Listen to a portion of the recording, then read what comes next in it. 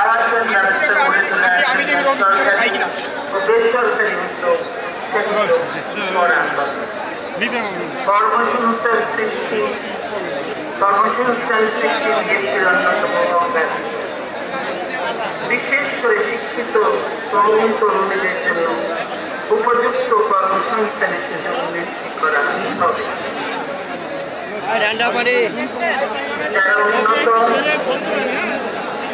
দেশগুলোতে উচ্চতর শিক্ষা ও প্রশিক্ষণ নিয়ে অধিকতর জ্ঞান, দক্ষতা, নৈপুণ্য, অভিজ্ঞতা অর্জন করছে, তাদেরকে ফিরে এসে দেশের জন্য কাজ করতে উৎসাহিত করা হবে। তাদের জন্য উপযুক্ত কর্মসংস্থানের ব্যবস্থা করা হবে। তৈরি পোশাক খাত, তৈরি পোশাক শিল্প এবং প্রবাসী বাংলাদেশিদের রেমিটেন্স আমাদের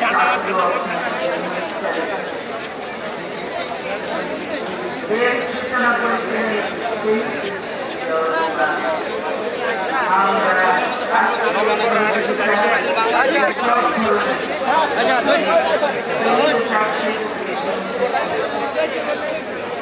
প্রবাসী কল্যাণ মন্ত্রণালয় গঠন করে আমরা প্রবাসীদের সমস্যাকে সমাধান ও কল্যাণের ব্যবস্থা করেছি।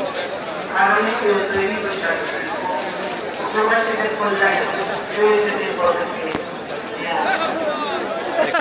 দেশের অর্থনৈতিক উন্নয়নে বেসরকারি খাতে সম্পৃক্ত ও বিনিয়োগে উৎসাহিত করার বর্তমানে দেশি আশঙ্কাজনক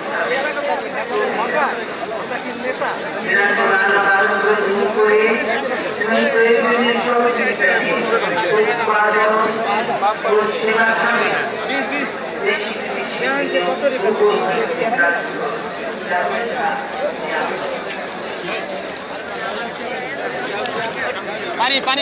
টাকা ফান্ডে সুব্যবস্থাপনা নিশ্চিত করে দারিদ্র বিমোচন ও অর্থনৈতিক বৈষম্য দূরীকরণের উপায় হিসেবে কাজে লাগানো হচ্ছে।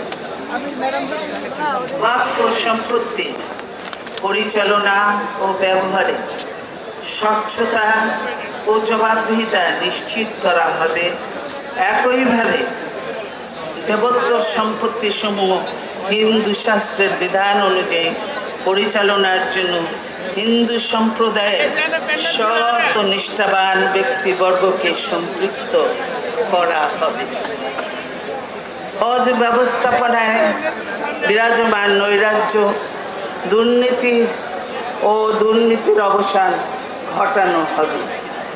মুক্তিযোদ্ধাদের কল্যাণে এবং তাদের মর্যাদা ও স্বার্থ রক্ষায় বিভিন্ন উদ্যোগ নেওয়া হবে। মহান মুক্তিযুদ্ধের মূল্যবোধ হবে জাতীয় ঐক্য ও প্রেরণা সৃষ্টির উৎস। জাতীয় প্রণোদনা সৃষ্টির মাধ্যম হিসেবে জাতীয় সংস্কৃতির বিকাশ এবং খেলাধুলা প্রসারে বাস্তবসম্মত পদক্ষেপ নেওয়া হবে। মাদকের মরণ ছোবল থেকে